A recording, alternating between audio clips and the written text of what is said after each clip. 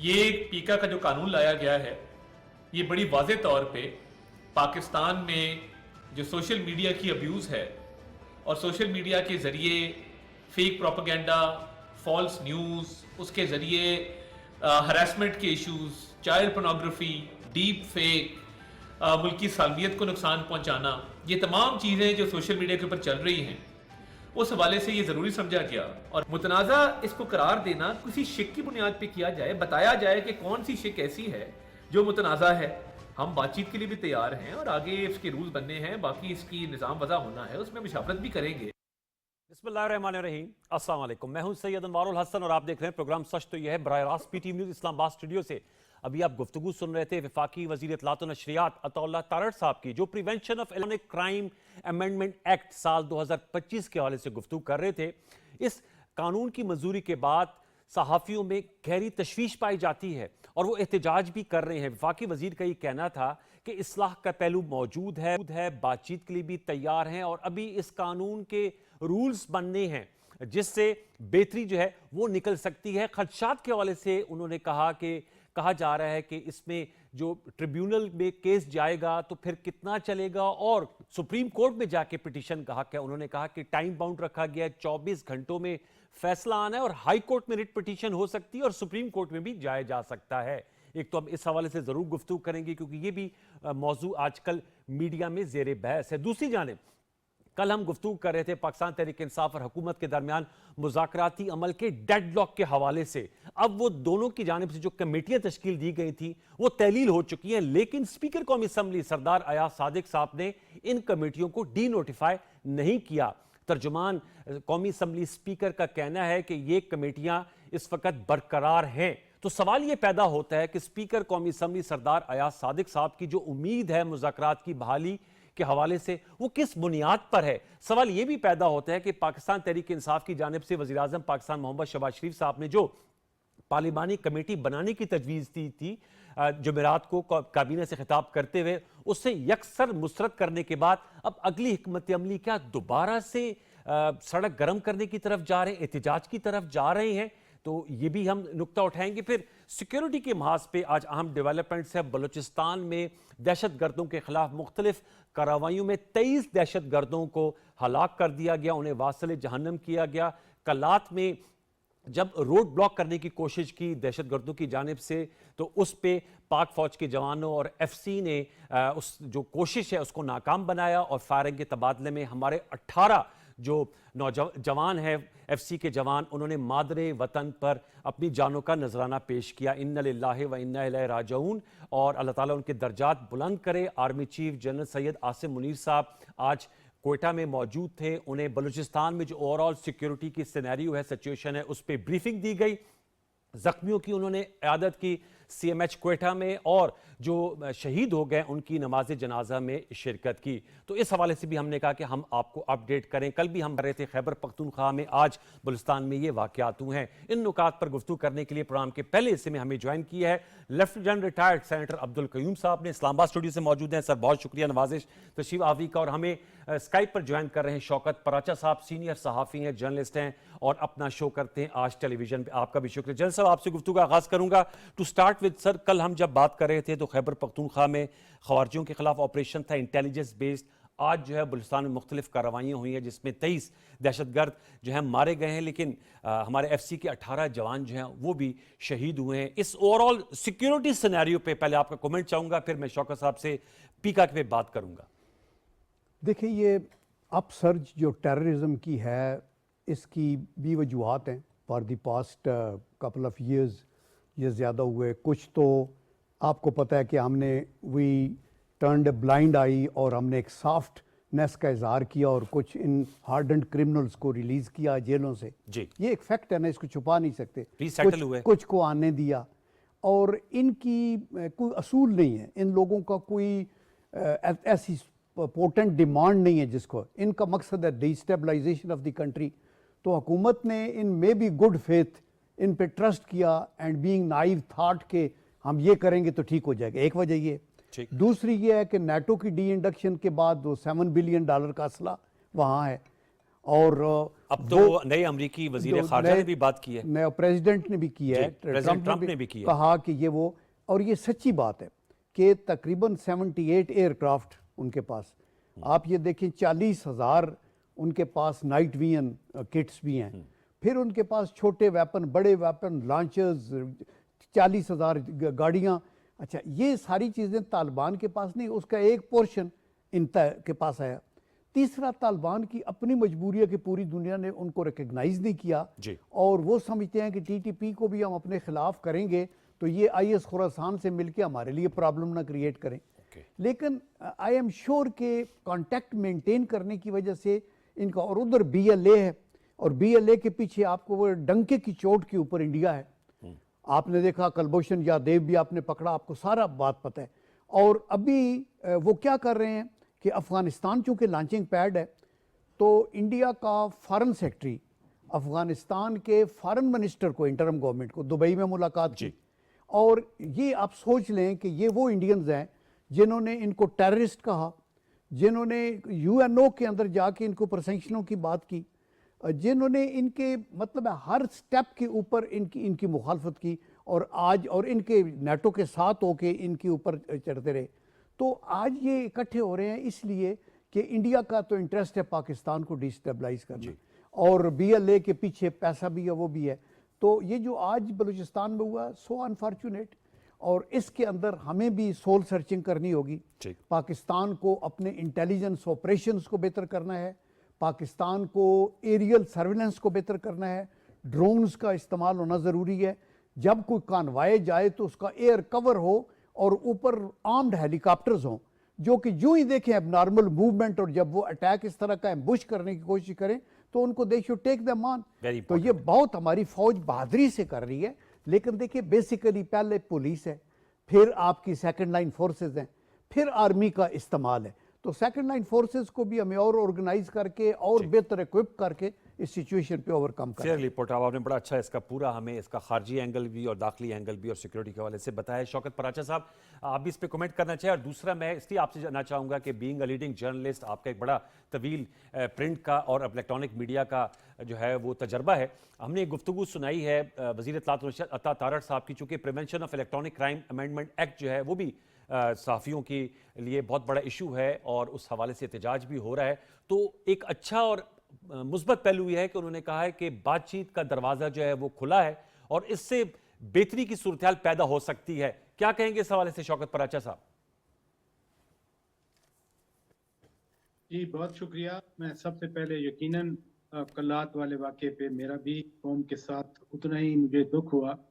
18 नौजवान हमारे शहीद हो गए और वो एक रोड ब्लॉक करने की जो ख्वारिज है वो कोशिश कर रहे थे, लेकिन इन जवानों ने अपनी ज़िंदगी देकर वो कहते हैं ना कि वतन अजीज़ का एक एक इंच का तहफ़्फ़ुज़ करना है। तो 18 नौजवान आज कौम के 18 सपूत आज वतन की मट्टी पे कुर्बान हो गए। अल्लाह ताला उनके दर्जात बुलंद फरमाए। और आपने ये भी देख लिया कि पाकिस्तान फौज के सिपह सलार जनरल आसिम मुनीर सैयद खुद बलूचिस्तान पहुंचे। ये वो डिटर्मिनेशन है, ये वो एक कमिटमेंट है और ये वो आज़म है जो पाकिस्तान की मुसल्लह अफवाज इस वतन के दिफा ये शो भी कर रही हैं, वो चाहे जाने देना पड़े या प्रेजेंस वहाँ। अब दूसरी बात है पेका के हवाले से 3-4 बातें मैं ज़रूर करना चाह रहा हूँ। नंबर 1 कि ये अभी नई कानून आया, ये अमेंड किया गया है, यानी कानून पहले से मौजूद था और उसमें अमेंडमेंट की गई। नून लीग की पिछली हुकूमत में ये कानून आया और पीटीआई ने एग्जैक्टली यही कुछ करने की कोशिश की अपने दौरे हुकूमत में, बल्कि एक और ही अथॉरिटी बन रही थी NDMA उसका नाम था, नेशनल मीडिया डेवलपमेंट अथॉरिटी के हवाले से ना बन सकी।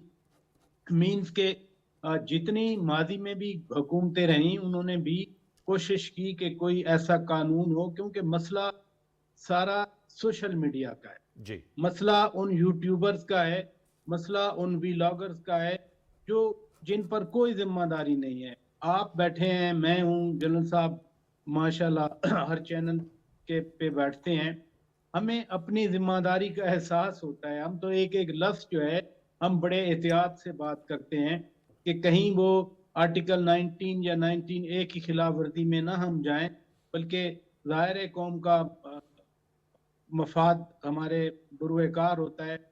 लेकिन ये जो नया सोशल मीडिया वाला एक चीज आई है, इसमें कोई जिम्मेदारी का एहसास नहीं है, ना कोई अकाउंटेबिलिटी। और अनफॉर्चुनेटली जो सोशल मीडिया पे जितने लोग बैठते हैं, उनका एजेंडा भी यही होता है कि इर्रेस्पॉन्सिबल बातें की जाएं, क्योंकि कोई पकड़ धकड़ तो है नहीं। और अनफॉर्चुनेटली वही मनफी चीजें ही लोग सुनते हैं और देखते हैं।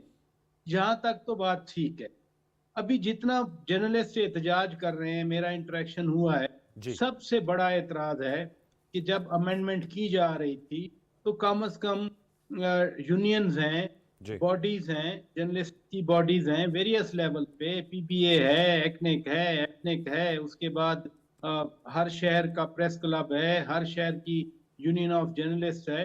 और कम से कम जमहूरियत का मतलब होता है पार्टिसिपेटरी अप्रोच। जमहूरियत का मतलब होता है कि आपने मशावरत करनी है, आप करते अपना जो भी आपका दिल, लेकिन आप पूछ तो लेते लोगों से। स्पेशली अब तो रिकॉर्ड पे बात आ गई, मौलाना फजलुर रहमान बड़े लीडर हैं मुल्क के, हर सियासी जमात अब तो माशाल्लाह पीटीआई समेत उनके दर पे मौजूद होती है। तो बकौल उनके कि सदर ममलिकत ने वादा किया कि हाँ पहले जर्नलिस्टों से बात करेंगे और उसके बाद इसको एसेंट देंगे, यानी तौसीक करेंगे इसकी, लेकिन वो भी हो गई। अब तीसरा पहलू ये है कि जैसे आपने वजीर इत्तलात का भी वो शॉर्ट सुनवाए जी। कि रूल्स बन रहे हैं, रूल्स में अगर ये तहफ़्फ़ुज़ात, जो सबसे बड़ी बात है आपने भी जिक्र किया इंट्रो में कि सुप्रीम कोर्ट में अपील जाके सुनी जाएगी। अनवर साहब मुझे ये बताएं कि सुप्रीम कोर्ट में कौन सा ऐसा वकील है जो आपकी या मेरी तनख्वाहों में हम उसको रख सकते हैं? खुदा न खास्ता अगर कोई ऐसी बात आ जाती है, यानी मर्डर हो जाए, मर्डर की जो समाअत है वो तो सेशन कोर्ट में हो सकती है या हाई कोर्ट में हो सकती है, यहाँ अपील डायरेक्ट सुप्रीम कोर्ट। कतकलाई माजर वो मैंने पूरी नहीं सुनाई, जो अता तारड़ साहब का पूरा बयान है उसमें उनका रिट पिटीशन हाई कोर्ट में भी हो सकती है प्राचा साहब, इसी उसमें बयान में उन्होंने कहा है। अगर पैका पढ़ लेना तो उसमें सुप्रीम कोर्ट लिखा हुआ है उसमें। अच्छा। जो मैंने पढ़ा है, मे भी मैंने सही ना पढ़ा हो, लेकिन मैं जो पढ़ा है मैं तो आपसे वो बात कर रहा हूँ। तो अब रूल्स में, यानी अगर आप रूल्स में एडजस्ट करना चाह रहे हैं, यही पार्लियामेंट है, यही कौमी असेंबली आपकी अक्सरियत है, यही सेनेट है। अगर पहले से एक एक्ट को अब अमेंड किया गया है तो आप कम से कम अब कर लें मुशावरत। अगर चौथा दिन है, जर्नलिस्ट सड़कों पे हैं all over the country, civil society सड़कों पे है, मैं फिर कहूंगा कि जमहूरियत तो है ही पार्टिसिपेटरी, एक मशावरत का नाम। बड़ा आपने इसमें किसी की जीत नहीं होती, किसी की हार नहीं होती। ये जनरल साहब जो शौकत प्राचा साहब बात करें, हमने भी जो गुफ्तगू सुनाई है तो तारड़ साहब कह रहे हैं कि बातचीत का दरवाज़ा खुला है, बातचीत के लिए तैयार हैं। इनका नुक्ता है बड़ा, उसमें वजन है, और ये सहाफ़ती बरादरी भी कर रहे हैं कि पहले क्यों कर नहीं मुशावरत कर ली गई। सारा प्रोसेस होता है, आप खुद सेनेट ऑफ पाकिस्तान के 6 साल मेंबर रहे हैं, कौमी असम्बली से पास हुआ, सेनेट से पास हुआ। मैंने इरफान सदीकी साहब का भी जब इंटरव्यू किया तो उन्होंने भी कहा कि जी हमने उसको दाखिला की कमेटी में भेजा है, मुशावरत होगी, लेकिन उससे भी पास हो के फिर वो अब एक्ट बन गया। आप समझते हैं कि बर वक्त मुशावरत हो जाती तो इस एहतजाज की नौबत ना आती? या देखें, ये तो इन प्रिंसिपल बात ठीक है ना कि जितनी ज़्यादा मुशावरत खा इस तरह का कोई एक्ट आ रहा हो या आप बजट बना रहे हो, आप वो लोग जो इलेक्टेड हैं, जो नहीं इलेक्टेड हैं, हर तबका फ़िक्र के जो स्टेक होल्डर्स हैं उनसे कोऑर्डिनेशन ज़रूरी है। लेकिन मैं आपको ये बताना चाहता हूँ और आपकी वसादत से पूरी कौम को कि देखिए अभी ये जो हाइब्रिड वार है ना जी, इसका जो स्ट्रॉन्गेस्ट पिलर है वो ये आर्टिफिशियल इंटेलिजेंस और ये नेगेटिव नैरेटिव्स और फेक न्यूज़, डीप फेक और ये सोशल मीडिया के अंदर एक ऐसी प्रोपेगेंडा जो कि कौम की बुनियादें हिला के रख सकता है। आज वो हालात नहीं है जो 5-10 साल पहले थे। जी, पहली बात तो ये कि थ्रेट है। नंबर 2, क्या ये सिर्फ पाकिस्तान में है? ये दुनिया के मुख्तलिफ ममालिक में इसी तरह का कानून, देखिए ना, कानून की मैं बात नहीं कर रहा। ओके। मैं ये कह रहा हूं कि ये वहां भी, अभी अमेरिका में भी आप देखें कि नैरेटिव काउंटर नैरेटिव चल रहे होते हैं। तो इसलिए मैं ये कहता हूं कि पाकिस्तान चूंकि एनवल पे है और पाकिस्तान के खिलाफ ना सिर्फ ये नैरेटिव चल रहे हैं बल्कि ये कि ये सपोर्ट हो रहे हैं ग्राउंड अटैक्स के साथ, जैसे आपने अभी देखा कि बलूचिस्तान में क्या हुआ या केपी के अंदर क्या हो रहा है। Therefore there is a need कि आप इस तरह का कोई कानून ऐसा फोर्सफुल रखें जिसके अंदर बेगुनाह ना फंसे, यानी दैट रूल्स के अंदर आपको वो एहतियात करनी ज़रूरी है, लेकिन एट द सेम टाइम जो लोग कौमी सलामती की बुनियाद पे हिट करते हैं, मसलन आप देखें ना, अभी पीछे कतई नज़र इसके कि ये क्या है, पीछे बात हुई कि जी डी चौक के ऊपर 278 बंदों का खून हो गया, ठीक, 26 नवंबर की आप बात कर रहे हैं। 26 नवंबर, और जी गलियां भर गई हैं खून के साथ। अभी ये एक ऐसी खबर है जिससे एक मुल्क सिविल वार में चला जा सकता है, ठीक। इतना जुल्म, और फिर ये कि फौज ने किया है, आप एक अदारे को बदनाम कर रहे हैं। अभी इसका कुछ तो काउंटर हो, किसी को तो आप होला हाल अप करें, और then when the FIR is registered that doesn't mean कि वो बंदा कन्विक्ट हो गया। उसके बाद इंक्वायरी, उस बंदे को टाइम मिलता है कि वो सब्सटेंशिएट करे अपने व्यू पॉइंट को, और उसके बाद कोर्ट में जाता है, कोर्ट देखता है कि वैलिडिटी क्या है, और उसके बाद उसको अगर वो मुजरम है तो पनिशमेंट तो मिलनी चाहिए। और आई कैन एश्योर यू कि वो इस पे नहीं होगी कि मैं आपसे बातचीत कर रहा हूँ और मैं अपना एक फ्री व्यू पॉइंट दे रहा हूँ कि हुकूमत को ये करना चाहिए या वो करना चाहिए, तो इसके ऊपर मेरे ऊपर ये पीका लग जाएगा, ये ऐसे नहीं होगा। और जो पनिशमेंट है ना, उसका जो क्वांटम है पराचा साहब, वो भी उसके हवाले से भी कुछ इतराजात आ रहे हैं कि 3 साल कैद और 20 लाख रुपए जुर्माना है पराचा साहब। हाँ देखिए, मेरी आवाज जी सख्त है ये बात, ये है हाँ, जनरल साहब जो फरमा रहे हैं ना वो बिल्कुल दुरुस्त है, नेशनल सिक्योरिटी के हवाले से या दीगर चीजों के हवाले से। फेक न्यूज का तो मैं आपको ये वादे कर दूं कि हम जो जर्नलिस्ट हैं, जो वर्किंग जर्नलिस्ट हैं, जो प्रोफेशनल जर्नलिस्ट हैं, ठीक, हम कोई वो नहीं है कि किसी ने वीलॉग शौक से शुरू कर दिया या किसी को शौक है वो अपना यूट्यूब बना के बैठ जाए। हम तो जर्नलिस्ट हैं, हमने अपना करियर ये इस प्रोफेशन को अपनाया हुआ है। फेक न्यूज का सबसे ज्यादा मसला हमारे लिए बना हुआ है कि यूट्यूबर बात कर देंगे, सोशल मीडिया पे बात हो जाएगी। हमने तो जो प्रिंसिपल है जर्नलिज्म का, डबल चेक करना है, हमने अपने सोर्स और फिर काउंटर सोर्स से चेक करना है एक खबर की वैलिडिटी को। हमने कोई ऐसी छोड़नी नहीं है हवा। जैसे जनरल साहब ने दुरुस्त कहा कि 278 लोगों के कत्ल की बात कर दी गई, और बड़े जिम्मेदार, यानी अगर कौमी असेंबली के रुकन हों और वो बात करें तो हम समझते हैं कि जिम्मेदारी की बात होगी, लेकिन अल्टीमेटली वो ना निकला। बैरिस्टर गौहर खान ने खुद कह दिया कि जी 12 तक हैं, ऊपर नहीं जा रहे, कहाँ 278 और कहाँ 12, और वो भी अभी तक देखें कितना एस्टेब्लिश हुआ या होता है या लेकिन नहीं। आपका भी नुकता है कि जो पनिशमेंट है तो वो सिवियर है। जी, पनिशमेंट जो जनरल साहब ये जो पनिशमेंट भी सख्त है, प्रोसीजर्स भी सख्त हैं। हाँ, अगर मैं फिर कहूंगा, जनरल साहब भी फरमा रहे थे स्टेक होल्डर के साथ, मैं कहता हूं कि वक्त अभी भी नहीं गया। यानी एक वो जो जर्नलिस्ट बॉडीज कह रही हैं कि हमने एक तहरीक शुरू कर दी है, तो तहरीक का मतलब है कि ऑन गोइंग फिर प्रोटेस्ट चलते रहेंगे, फिर ऑन गोइंग बाइकॉट्स होते रहेंगे, फिर असेंबली का इजलास होगा, फिर सेनेट का इजलास होगा। तो ये एक अगली सूरत हाल बनी हुई है। इसमें बेहतर है कि अब कंसल्टेशन कर ली जाए। बेशक रूल्स में गवर्नमेंट, अगर रूल्स में एडजस्ट करने के लिए गवर्नमेंट तैयार है तो फिर अमेंडमेंट कर ली जाए, उसमें ऐसा क्या मसला है। अगर आम नुकता है शौक साहब, आम नुकता है। जनरल साहब आप क्या कहेंगे इस हवाले से? आपने बात की, मैं वो आप भी इस पे सजा के हवाले से बताइए। मैं ये कहना चाहता हूँ कि देखिए, मीडिया में हमारे बड़े मुखलिस अच्छे भाई मौजूद हैं जो पाकिस्तान के लिए ग्रेट सर्विस करते हैं, पाकिस्तान के सॉफ्ट इमेज को उजागर करने के लिए और पाकिस्तान की सलामती के लिए बड़े मुसलसल। लेकिन कई दरमियान के अंदर आपको पता है ना कि हर प्रोफेशन के अंदर ब्लैक शीप भी होती हैं, कुछ ना कुछ गड़बड़ करते हैं। लेकिन मैं इससे एग्री करता हूँ कि ये सबको नाराज़ नहीं कर सकते हम। जमहूरी मुल्क के अंदर सबको लेके चलना है। पहले अपोजिशन आपसे नाराज है, सहाफी भी नाराज हो गया, तो आप अपने लिए मजीद मुसीबत खड़ा कर देंगे। ना, अपोजिशन अगर किसी एक गलत चीज के ऊपर नाराज है तो उसका तो कुछ नहीं किया जा सकता, लेकिन एंगेजमेंट रहनी चाहिए, सहाफियों से भी एंगेजमेंट हो, and I am sure some can come. और देयर आफ्टर अगर ये कोई कॉन्स्टिट्यूशनल अमेंडमेंट नहीं होगी, इसके अंदर अगर कोई डर है कि कहीं बेगुनाह के लिए, जैसे आप देखें ना टेररिज्म का हमने वो बनाया, तो वो जब मैं अगले दिन भी बता रहा था कि लाहौर में मियाँ साहब ने आना था, तो रिसीव करने के लिए जो गए तो उनको लोगों को रोक लिया, तो राजा जफरुल हक साहब के ऊपर टेररिस्ट का अटैक है कि गाड़ी आगे क्यों लेके आए हैं। ये वो हम बैठे थे, मियाँ साहब ने तकरीर की कि भाई साहब को और DGI को आंसरेबल होना गुजरांवाला वाली। गुजरां तो आप मौजूद थे। तो मेरे खिलाफ भी गद्दारी का वो मुकदमा तो अब ये डर है ना कि जेन्युइन कहीं प्राची साहब के खिलाफ ना कोई मुकदमा बन जाए। तो मैं कहता हूँ ये भी सोचना बड़ा जरूरी है कि जैसे उसका वो किया इस तरह ये न लगे।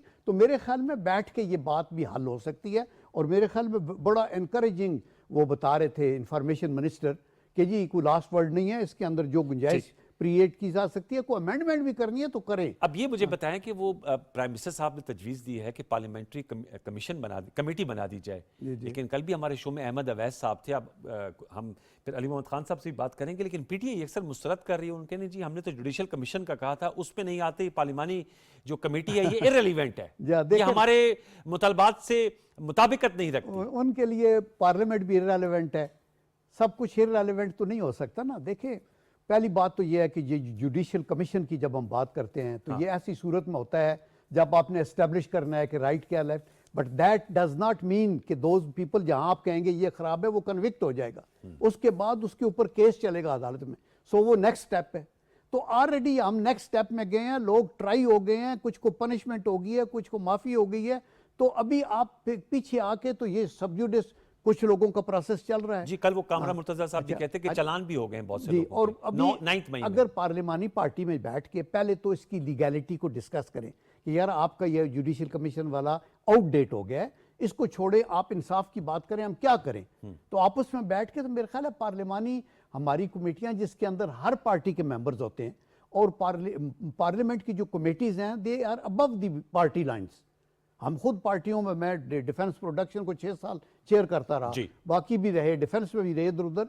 कभी भी ये नहीं सोचा किस पार्टी का, सारे हम मिल के बात करते थे, मिल के करते हैं। वहाँ बैठ के हल करें, बिकॉज ये कौम के वकार का मसला है। मुल्क के अंदर इत्तेहाद नहीं होगा तो इन्वेस्टमेंट नहीं आएगी, इकानमी पे इफेक्ट करता है, डिप्लोमेसी पे इफेक्ट करता है, ये थ्रेट टेररिस्ट की आ रही है। इन चीज़ों को बैठ के हमें ठीक करना है। तो मैं यही एडवाइस करूँगा कि वो आए पार्लियामेंट के अंदर और बैठ के पार्लियामेंटेरियन करें, और हुकूमत ये सोचे कि अगर इसमें कोई अभी भी लूज पॉइंट है तो इसको, जैसे पहले अमेंडमेंट अभी अमेंडमेंट की है, अगर कोई और अमेंडमेंट कर रही है, इफ़ दे आर कन्विंस्ड तो ये है। क्योंकि हुकूमत के अंदर भी देखे ना, और इरफान सिद्दीकी साहब जैसे टॉप क्लास जो हैं वो जर्नलिस्ट हैं जिनके हैं, और भी सारे लोग, वही आप देखो जर्नलिस्ट को नाराज करके तो क्या आप हासिल कर सकते हैं? नो वे। तो आई एम श्योर कि उनकी बात जरूर सुननी चाहिए और जो जायज चीज है उसके ऊपर काम करना चाहिए। राजा साहब, पॉलिटिकल नेगोशिएशंस के हवाले से आपकी क्या राय है? जो स्पीकर साहब को ये उम्मीद है कि उन्होंने डी नोटिफाई नहीं किया, जो कमेटियां तहलील हो चुकी हैं, आप समझते हैं कोई बेहतरी निकल सकती है उसमें, या आपके ख्याल में एहतजाज की तरफ ही जाएगी PTI लास्ट पे? बात यह है कि ख्वाहिश तो मेरी यही है कि बेहतरी निकले। मेरी ख्वाहिश रही है कि ये जो मुज़ाकरात थे ये कामयाब हो जाते, और अब भी तहकीकात के मामले पे रुके हुए हैं।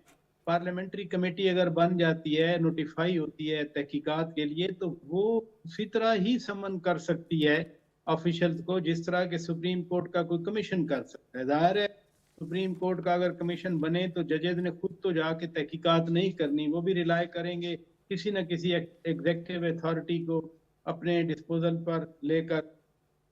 ये इतना बड़ा मसला नहीं था। आज मेरे शो में बैरिस्टर सैयद अली जफर साहब आए थे जी, तो उन्होंने एक अच्छी बात की। उन्होंने कहा कि ये हुकूमत ने लेट कर दिया पार्लिमानी कमेटी की तजवीज़ देने में। ये जब हम मिलते, ये मैं उनके वर्ड्स कोट कर रहा हूँ, उन्होंने कहा कि जब हम पहले भी मिलते जुलते रहते हैं तो ये एक हफ्ता पहले भी हमें कह देते थे। उनका कहना था कि अब बहुत देर हो गई है, लेकिन मैं फिर भी समझता हूँ कि there is never too late. अगर अच्छे काम के लिए किसी न किसी डायरेक्शन को, और ये किसी एक सियासी जमात या एक ग्रोह या एक ग्रुप का मसला नहीं है, ये ममलकत खुदादाद पाकिस्तान के लिए मसाइल है। कल को अगर खुदा न खास्ता फिर कोई अगली जी, जर साहब आप कुछ कहना चाहते?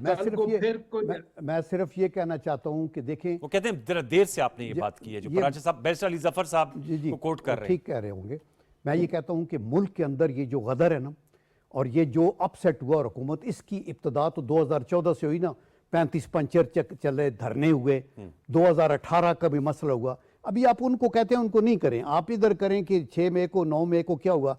मेरे ख्याल है प्राइम मिनिस्टर ने बड़ी सॉलिड सजेशन दी है कि इन टोटलिटी सारी चीजों को देखें, हाँ। किस वक्त क्या और हुआ, पार्लिमानी कमेटी देख लें ना, और उसमें 10 का भी शामिल कर लें, बाकी ये भी देख लें, वो भी देख लें। 26 नवंबर भी PM ने 26 नवंबर भी ठीक है, वो भी उस पे कहते हैं ना, उसको करें, और उसमें अंदर दयानतदारी से ये देखें किसका कसूर है, और वो रिकनसाइल करें कि यस इस हद तक यहाँ ज्यादती हुई है, यहाँ एक्सेसिव यूज ऑफ पावर हुआ है, यहाँ आपने ये किया, यहाँ किया, ये करके हम किस नतीजे पे हैं। अगर हमने मुल्क को आगे लेके जाना है तो we have to reconcile and remain within our domains.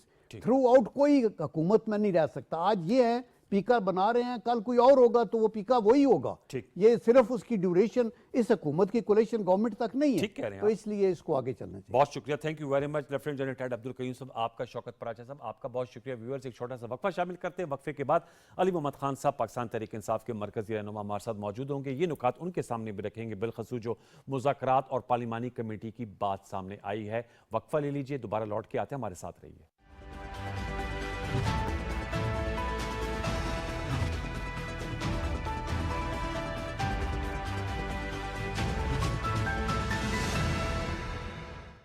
Welcome back viewers, हमें ज्वाइन किया अली मोहम्मद खान साहब ने, पाकिस्तान तहरीक इंसाफ के मरकजी रहनुमा, मेंबर कौमी असम्बली हैं। बहुत शुक्रिया अली मोहम्मद खान साहब वक्त देने का। वक्फे से कबल lieutenant general retired Abdul Qayyum साहब हमारे साथ मौजूद थे और शौकत पराचा साहब। मुज़ाकरात के हवाले से बात हो रही थी। अली मोहम्मद खान साहब क्या कहेंगे? प्राइम मिनिस्टर साहब ने पार्लिमानी कमेटी बनाने की तजवीज़ दी है, आप लोगों ने उसे मुस्तरद किया है, लेकिन स्पीकर कौमी असम्बली ने जो कमेटियाँ बनी थी मुज़ाकराती, उनको डी नोटिफाई नहीं किया। उनको उम्मीद है, उनके तर्जुमान की जानिब से बयान आया कि इन फिलहाल बरकरार रखी गई हैं। क्या कोई मुज़ाकरात बहाल हो सकते हैं? आप चूंकि अभी पॉलिटिकल कमेटी के इजलास में भी बैठे हुए थे, बताइएगा इस हवाले PTA के अंदर क्या गालिब राय क्या है कि क्या मुज़ाकरात की तरफ बढ़ना चाहिए या एहतजाज की तरफ जाएंगे? जी बहुत शुक्रिया अनवर साहब। बिस्मिल्लाह रहमान रहीम, अल्लाहुम्मा सल्ली अला मुहम्मद व अला आलि मुहम्मद। शॉर्ट जवाब तो इसका ये है कि अभी माहौल जो मैं देख रहा हूँ वो दोबारा जल्द से जुलूस और एहतजाज का है। और उसकी वजह यह है कि तहरीक इंसाफ ने मुज़ाकरात में पेशकदमी की। इमरान खान साहब ने खुद स्टेप लिया था जब कमेटी इमरान खान साहब ने मुज़ाकरात के लिए बनाई। उस वक्त हुकूमती कमेटी अभी नहीं बनी थी, और जब हुकूमती कमेटी बनी तो मुज़ाकरात में जो 3 मुद्दे बड़े रखे, उसमें जुडिशल कमीशन था 26 नवंबर का, और 9 मई का, और असीरान की रिहाई। जी, इवन 8 फरवरी का जो इलेक्शन मैंडेट पे जो डाका है, जो हमारा मौक़िफ़ है कि हमारा इलेक्शन चुराया गया, उसको भी फिलहाल उन 3 नुकात में रखा गया था। इतना एक अप्रोच इमरान खान साहब की थी पॉलिटिकल, मसाइल का हल निकले। उनको अंदाजा था कि अगर हम इसमें मैंडेट चोरी की बात रखेंगे तो शायद फिर बात आगे ज्यादा ना बढ़ पाए, तो फिलहाल इनको रखते हैं ताकि कम से कम जुडिशल कमीशंस तो बन जाएं और सच्चाई है वो सामने आए। जब हुकूमती जो कमेटी है जी, उसमें जो मेंबरान थे, तो उसमें मोहतरम इरफान सिद्दीकी साहब या राना सनाउल्लाह खान साहब, उनकी बात अंदर तो बड़ी संजीदा होती थी, लेकिन बाहर कुछ हुकूमती वज़रा बड़ा तंज़ तीर के नश्तर चलाते थे। किसी का नाम लेना शायद अभी इस वक्त मुनासिब नहीं है, आप पूछेंगे तो मैं उस पर भी बात करूंगा, लेकिन सिर्फ एक आपको ये इशारतन बात कर रहा हूँ कि हुकूमत की तरफ से वो माहौल हमें लगता है कि नहीं बनाया गया। एक तो खान साहब से कमेटी की मुलाकात में बहुत मसाइल थे। दूसरा, उसूली तौर पे अगर शहबाज शरीफ साहब बतौर वज़ीर आज़म, और मैं ये समझता हूँ कि बेइंतहा सियासी इख्तिलाफ है हमारे और उनके बीच में, नून लीग और हमारे बीच में, या हमारे या पीपल्स पार्टी के बीच में, लेकिन बतौर पाकिस्तानी मैं ये समझता हूँ कि वज़ीर आज़म शहबाज शरीफ साहब को फॉर्मला ये कहना चाहिए था कि मैं बेशक वज़ीर आज़म नून लीग का हूँगा, बेशक मुझ पर एतराज़ होगा पोजीशन का कि मेरे पास मैंडेट नहीं है, लेकिन चूंकि मैं वज़ीर आज़म की कुर्सी पे बैठा हूँ जी, तो पूरे मुल्क के लोगों का जिम्मेदार मैं हूँ। और अगर मेरे नीचे मेरी हुकूमत में इस्लामाबाद में लोगों को मारा गया है तो उसकी मैं इन्वेस्टिगेशन चाहता हूँ, क्योंकि मैं सियासी आदमी हूँ, मैं लोगों को मारता नहीं।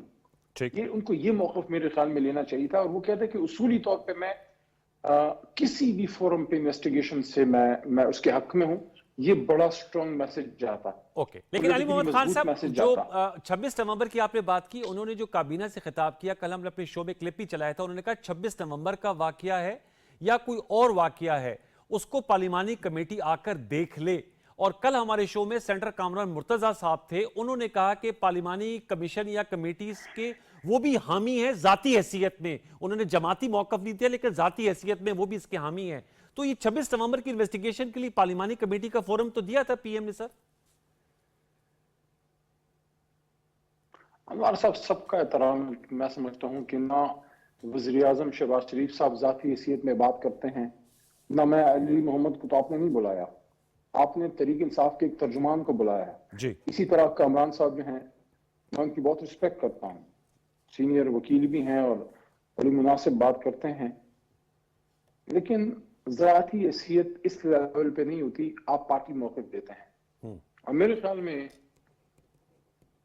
जिस चीज ने इस मुज़ाकरात पे ओस डाली वो ये था कि हुकूमत की तरफ से अगर उसूली तौर पे इस बात को मान लिया जाता, देखें फर्ज करें एक शख्स बीमार है, इस तरह बात कर लेते हैं, आपने दवाई लेनी है, एक डॉक्टर इस्लामाबाद बैठा है, दूसरा पेशावर बैठा है, तीसरा बाहर के किसी मुल्क में है, हमारा मकसद उस मरीज की सेहत याबी है, चाहे वो किसी भी डॉक्टर की दवा से हो। तो अगर हुकूमत के हाथ, और मैं बड़ी जिम्मेदारी से बतौर पीटीआई वर्कर सिर्फ नहीं, मैं बतौर पाकिस्तानी ये बात कर रहा हूँ, बतौर पार्लियामेंटेरियन ये बात कर रहा हूँ, एक ऐसे शख्स के जिसने इस पार्लियामेंट में 10 साल गुजारे जी, अगर हुकूमत ये कहती कि जितना दुख इमरान खान साहब को और तहरीक इंसाफ को है इन लोगों की शहादतों का, नंबर्स में आर्ग्यू हो सकता है, अभी तक 13 लोग हमारे पास, जो मैं 8 को तो मैं उनके फातिहा पे मैं गया हूँ जी, हमारी फिगर ज्यादा होगी, हुकूमत कहेगी कि नहीं कम है, लेकिन 13 तो ऑलरेडी अवेलेबल। अगर हुकूमत ये कहे कि जिस भी फोरम पे आपने इन्वेस्टिगेशन करानी है, चूंकि हमारे हाथ साफ हैं, आप पार्लियामेंट्री कमेटी पे मुत्तफिक हैं, आ जाएं, आप जुडिशल कमीशन चाहते हैं, आ जाएं, लेकिन आपका मकसद क्या है?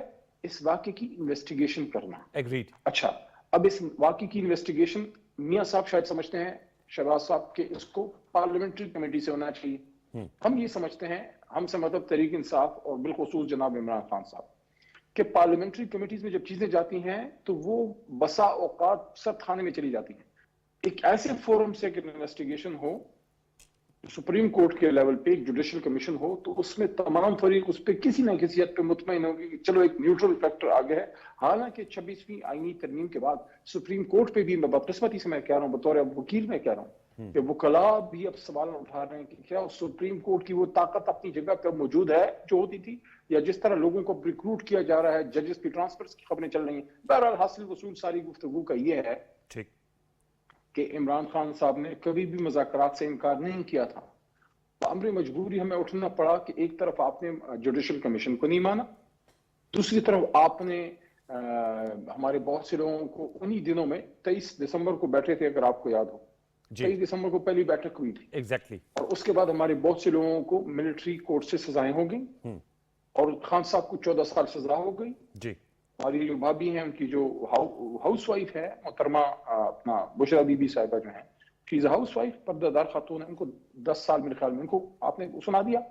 और उसके साथ साथ फिर एक और चीज जिसने अनवार साहब, और मैं समझता हूँ कि वजीर आजम साहब का अगर इसमें मैं कहूँगा अगर इख्तियार चलता है, अगर चलता है तो फिर वो जरूर इस पे सोचें कि कैसे मुज़ाकरात आप करने जा रहे थे, कि आपने मुज़ाकराती कमेटी के तर्जुमान पंजाब हुकूमत जाके उन पे छापे मार के पकड़ने की कोशिश कर रही है, साहबजादा हामिद रजा साहब को। जी जी। 2 दिन पहले मियां मोहम्मद गौस साहब, हमारे बहुत ही यानी कितने शरीफ और ऑनरेबल आदमी एमएनए साउथ पंजाब से, उनको जो है उठाया, कुछ देर तो शायद गायब भी रहे। ठीक। अब वो आपने उनको इन हालात में जब आप हमारे लोगों को उठा रहे हैं, एक बात मैं इसमें करना चाहूंगा, जो बहुत बड़ा स्टेप था और मेरे ख्याल में उससे हुकूमत ने फायदा नहीं उठाया कि इन इश्यूज को पॉलिटिकल एरिना में ले जाके सियासतदान इसको हल करते हैं। और वो क्या था? वो क्या? तो ये था कि जब ये कमेटी बैठी 23 दिसंबर के बाद, उसके बाद 1-2 दिन के वक्फे से या हफ्ते के अंदर एक मुलाकात हो गई थी हमारी कमेटी की जनाब इमरान खान साहब से जी। खान साहब ने उससे गुफ्तगू की, और फिर साहबजादा हामिद रजा साहब जो हमारे तर्जुमान हैं कमेटी के और सुन्नी इत्तेहाद काउंसिल के चेयरमैन हैं, उन्होंने बतौर तर्जुमान इमरान खान साहब की बात की। साबिक वज़ीर आज़म जनाब इमरान खान साहब ये कहते हैं कि जो मेरे से ज्यादतियां हुई हैं, गोली लगी, 550 दिनों से जेल में हैं, पर्दादार खातून को किस किस केस में नहीं खींचा गया, घसीटा गया, कि इद्दत वाले केस में जिस पर उस पर गुफ्तगू करते हुए इंसान को हया आती। और तोशा खाना, उन्होंने कहा कि मेरे जात के साथ, जो मेरी फैमिली के साथ जो हुआ है, मैं उसकी हद तक माफ करने के लिए तैयार। ठीक, जाहिर है जो लोग शहीद हो गए हैं, जो जख्मी हैं, वो तो इमरान खान साहब माफ नहीं कर सकते। Exactly. अपनी बात करके इतना बड़ा आपको विंडो ऑफ अपॉर्चुनिटी क्रिएट की, और उसका जवाब इमरान खान साहब को क्या मिला? 14 साल कैद। ओके, अच्छा ये अली बाबा साहब, ये तो आपका मौका बताएं कैसे मुज़ाकरात। ठीक, अब मुझे ये बताएगा कि आपने तो ये अपना ज़ाहिर बात है आपने जमाती नुक्ता नज़र दिया। इरफान सिद्दीकी साहब हमारे शो में थे लास्ट फ्राइडे, उन्होंने कहा कि 28 जनवरी की बात तय हुई थी, जो तीसरी नशिस्त थी उसके एलामिये में था 7 वर्किंग डेज। उनका गिला ये था कि आप लोगों ने 7 वर्किंग डेज से पहले ही इससे खुद से अलहदगी इख्तियार कर ली, और अगर आप 28 जनवरी को आएंगे तो हमारा तहरीरी जवाब आपको मिलेगा। ये जो आप कह रहे हैं कि हमारी बात नहीं मानेगी, उन्होंने कहा इसका पता चलना आपको 28 जनवरी को था। तो ये मैं जानना चाह रहा हूं कि पहले, और 31 जनवरी भी आप लोगों ने खुद से लास्ट डेट रखी थी इमरान खान साहब ने, तो उससे पहले क्यों आप लोग अलहदा हो गए? बानी चेयरमैन पीटीआई से जब मुलाकात हुई उसके बाद।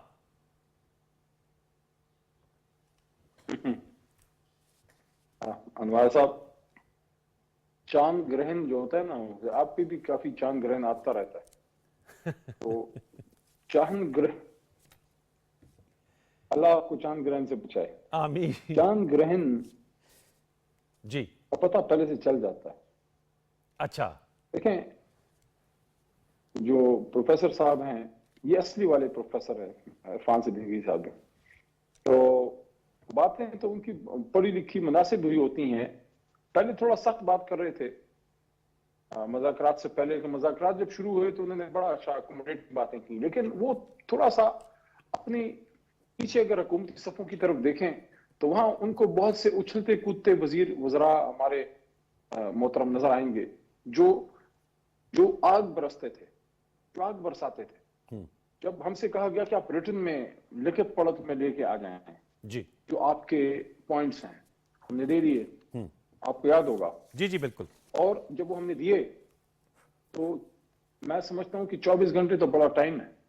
विदिन 6 to 8 आवर्स हुकूमती वज़रा ने जो आसमान सर पे उठाया, जो उन पॉइंट्स का हज़ियान किया, जो उसका मजाक उड़ाया, जुडिशल कमीशन का मजाक उड़ाया, तो मतलब है कि वो चौधरी वाली बात है ना कि फिर हम ना ही समझें, यानी कि हम आखिरी वक्त तक बैठे रहते कि जब हमें बड़ा सा नो करके दे देते। तो हम, जब हमने ये कहा, और आज भी क्या गया है, आज भी क्या गया है, अगर आज भी मोहतरम शहबाज शरीफ साहब ये कह दें, ठीक है, मेरी राय ये है कि पार्लियामेंट्री कमेटी हो, लेकिन अगर अपोजिशन ये कहती है कि जुडिशल कमीशन, तो मैं तो बेगुनाह हूं, मैंने तो लोगों को नहीं मारा, मैं तो लोगों का खून बहाने वाला आदमी नहीं हूं। आपने जिधर से इन्वेस्टिगेशन करानी है पाकिस्तान के जिस भी इदारे से, आप उस पर नाम रखें। देखें, ये बहुत बड़ा मामला है। आपको याद होगा 2014 मोहतरम तारुल कादरी साहब जो हमारे अलाई थे और इकट्ठे हमने मार्च किया था, जो एक वाकया हुआ वहां पे, उनके वहां जो हेडक्वार्टर था, जो उनका जी जी जो दारुल उलूम था उनका, एग्जैक्टली, टाउन का सानिया जो है, वो मियां साहब का, दोनों मियां साहबान का पीछा नहीं छोड़ सका आज तक। ओके, तो आप समझ, दैट वाज समथिंग जो एक, ठीक है जी सर, ये मेरे ख्याल में, ओके, मेरे ख्याल में ये जो 26 नवंबर का वाकया है, ओके, कोई भी सियासी लीडर या कोई सियासी जमात अपने दामन पे, अपने हाथों पे अपने हमवतनों का खून लेके अवाम के पास जाना नहीं चाहिए। मेरे ख्याल में इनको अभी भी वक्त है, चाहिए कि जुडिशल कमीशन पे माने और उसूली तौर पे फैसला करें कि हम उसूली तौर पे मानते हैं, आओ बैठो इसकी TOR डिस्कस करें। मेरे ख्याल में 24 घंटे भी नहीं लगेंगे कि खान साहब रिकंसिडर करेंगे, मेरे ख्याल में, कि आओ ठीक है, हमारा मुतालबा जुडिशल कमीशन का है, आओ बैठो इस पे बात करते हैं। लेकिन अगर आप कहते हैं कि नहीं, हमारी इनके माई वे ऑफ द हाईवे, नहीं, मैं पार्लियामेंट्री कमेटी चाहता हूं, पार्लियामेंट्री कमेटी सही होगा, और भाई आपने इन्वेस्टिगेशन करनी है, आप तो खुद को बेगुनाह समझते हैं ना, हम ठीक है समझते सर, हैं कि पार्लियामेंट्री आपका कमेटी नहीं, अली जुडिशल मोहम्मद खान कमीशन साहब ये नुकता अभी जरा मुझे इसके बता दीजिएगा, जुनैद खान साहब नए खैबर पख्तूनख्वा के सदर बने पीटीआई के, आप भी माशाल्लाह तीसरी दफ़ा एमएनए है, वो भी तीसरी दफ़ा एमएनए बने हैं।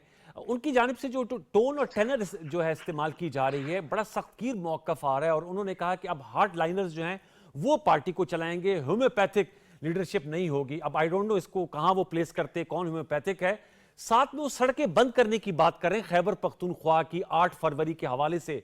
ये खैबर पख्तूनख्वा में माशाल्लाह आपका तीसरा बिला शिरकत गैर इक़्तिदार है, तो ये खैबर पख्तूनख्वा के लोगों के लिए ज्यादा मुश्किलें नहीं खड़ी कर रहे कि उन्हीं क्या रास्ता बंद कर देंगे 8 फरवरी को? स्वाबी के जलसे की हद तक तो समझ में आती है बात, ये सड़कें बंद करना बहुत हार्ड लाइन नहीं ले रहे स्टांस? नहीं, जुनैद साहब सदर बने हैं और उन्होंने आगे का एक लाए अमल दिया है। जाहिर है वो सदर हैं, लेकिन वो मशवरा करेंगे अपनी तंजीम के साथ, अपने वज़ीर आला साहब के साथ, पार्लियामेंटेरियंस के साथ और ऑफ कोर्स पार्टी के चेयरमैन बानी चेयरमैन जनाब इमरान खान साहब और सिटिंग चेयरमैन जनाब गौर साहब। पॉलिटिकल कमेटी है, कोर कमेटी है, पार्लियामेंट्री कमेटी है, जिसके अब तो वो तीनों कमेटियों के मेंबर हैं बाय डिफॉल्ट, क्योंकि एज अ प्रोविंशियल प्रेसिडेंट मोहतरम जुनैद अकबर खान साहब ने अभी, मैं जब आपकी प्रोग्राम के लिए पॉलिटिकल कमेटी से उठ के आया हूँ तो जुनैद साहब तशरीफ लाए थे और मैं अभी सुन नहीं पाया कि वो क्या गुफ्तगू कर रहे होंगे, लेकिन आपसे चूंकि मेरी कमिटमेंट थी, मैं चाहता हूं कि जब मैं किसी से वादा करूं तो मैं उसको पूरा करूं, तो मैं आपके प्रोग्राम में बैठ गया। तो जुनैद साहब वहां भी तशरीफ लाए थे। तो जो कोई फैसला साजी जुनैद साहब करेंगे तमाम लोगों को एतमाद में लेके और खान साहब की इजाजत से करेंगे। तो फिलहाल जो जलसा है सवादी में हमारा एक peaceful one day political event है, एक एहतजाजी जलसा है कि हम जो कहते हैं कि हमारा मैंडेट चुराया गया है और हमारी सोच के मुताबिक हमारा फिगर 178 है, कुछ 180 भी हमारी पार्टी की तरफ से कहीं कोट होता है, लेकिन 178 मेरे ख्याल में है और 17 मुस्लिम लीग की सीटें हैं और उसके बावजूद हमसे लेके उनको दे दी गई और वो उनको बैठा दिया गया। तो उस पर पुरअमन एहतजाज हमने पूरे सूबे के लेवल पे सवाबी में करना है। बाकी पंजाब, नॉर्थ पंजाब के लोगों ने भी इधर आना है। पंजाब में लोकल लेवल पे कुछ एहतजाज होंगे, साउथ पंजाब में। तो अब सड़कें बंद करने की प्रपोजल अभी आनी है, आपने कहा पॉलिटिकल कमेटी में आनी है, अभी तय नहीं हुआ, मतलब it is not yet been decided, ऐसा ही है ना? जुनैद साहब ने आपको आगे के एक लाएमल की तरफ एक इशारा दिया है कि हम ये कर सकते हैं। क्या हमने अभी करना है, मुस्तकबिल में करना है या नहीं करना, ये फैसला जनाब इमरान खान साहब करेंगे। और उसके साथ जो बाकी मेन लीडरशिप है वो बैठेंगे।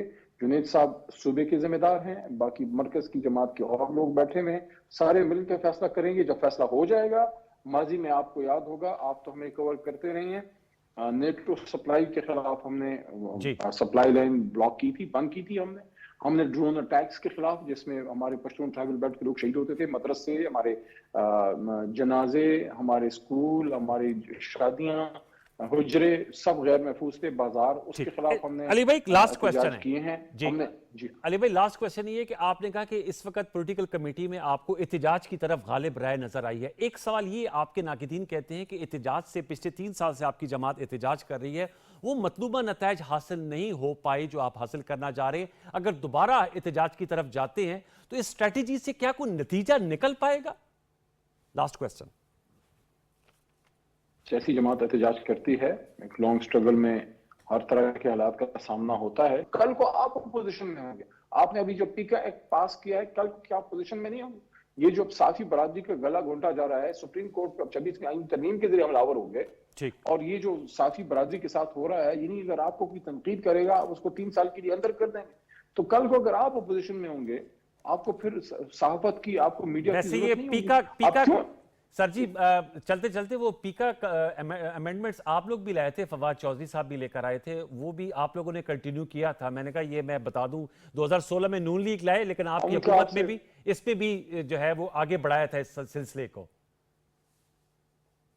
देखें, उस वक्त एक सोच जरूरी थी कि एक अथॉरिटी बने जहां ये सारी चीजें मैनिपुलेट हों या मैनेज हों या अच्छे तरीके से चलें, इसको इस तरह से कह दें। लेकिन अगर उस दौर में अगर कोई चीज गलत हुई है इंफॉर्मेशन मिनिस्ट्री से, तो उसकी बुनियाद पे आज इतने हाँ, सख्त कानून तो नहीं बना I सकते agree with कि आप you कि 3 two सालों rounds- के लिए लोगों को अंदर कर दें। जी जी, आई एग्री विद यू कि 2 rounds don't make it right. सब थैंक यू सॉरेज, बहुत नवाजिश। अली मोहम्मद खान साहब, वक्त मेरा खत्म है। आपका बहुत शुक्रिया, आप पॉलिटिकल कमेटी से उठ के आए और अपनी कमिटमेंट को ऑनर करके हमारे शो में आपने गुफ्तगू की। व्यूअर्स, आपने गुफ्तगू सुनी अली मोहम्मद खान साहब की भी, जनरल कयूम साहब और शौकत पराचा साहब की। वक्त बिल्कुल ख़त्म हुआ जा रहा है, आप इस पर ज़रूर अपने कंक्लूजन्स ड्रॉ कीजिएगा, फीडबैक दीजिएगा। कल तक के लिए सैयद अनवारुल हसन और सच के प्रोडक्शन टीम को इजाज़त दीजिए। अपना बहुत सा ख्याल रखिए। अल्लाह ने के बाद।